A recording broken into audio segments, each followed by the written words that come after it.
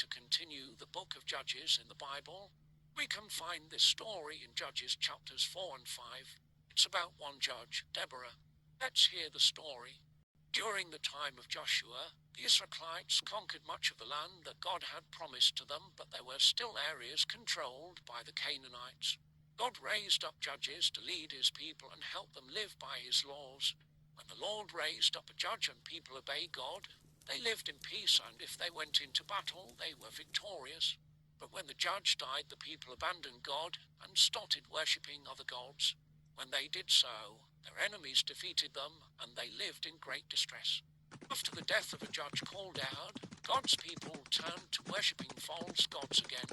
As a result, God let them be conquered by King Jabin of Hazor, a Canaanite king. The commander of King Jabin's army was Sisera, who lived in Harosheth-Hagoyim. Sisera, who had 900 iron chariots, ruthlessly oppressed the Israelites for 20 years. Then they cried out to God for help. Deborah, the wife of Lapidoth, was a prophetess who was judging Israel at that time. She would sit under the palm of Deborah between Ramah and Bethel, and the Israelites would go to her for advice and to settle their disputes by God's laws. One day, Deborah sent for Barak, son of Abinoam, who lived in Kedesh in the region of Naphtali. Barak travelled south to meet her.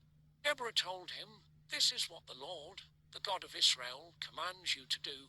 Gather 10,000 warriors from the tribes of Naphtali and Zebulun at Mount Tabor.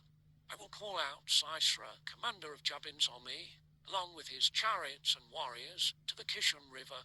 There I will give you victory over him." Barak replied, "I will go, but only if you go with me." "Very well," Deborah replied, "I will go with you.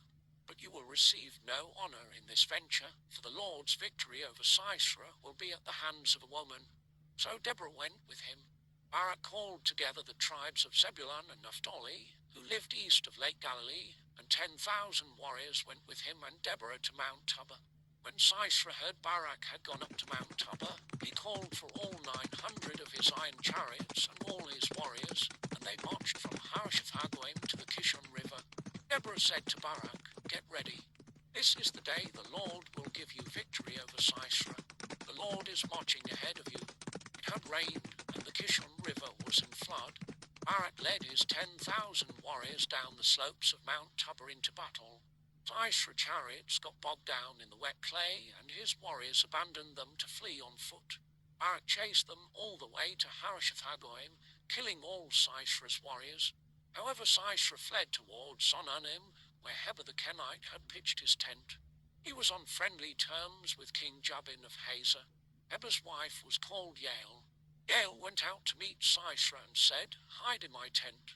"Sir, don't be afraid." So he went into her tent. She gave him milk to quench his thirst and then hid him under a blanket. "Stand at the door of the tent," he told her. "If anybody comes, say there is no one here." But when Sisera fell asleep from exhaustion, Yael quietly crept up to him with a hammer and tent peg in her hand. She drove the tent peg through the side of his head and killed him.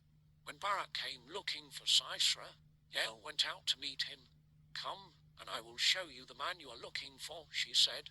Barak followed her into the tent and found Sisera lying there dead. From that time on, Israel became stronger and stronger until they finally destroyed King Jabin and lived in freedom. Deborah wrote a victory song which they sang in celebration.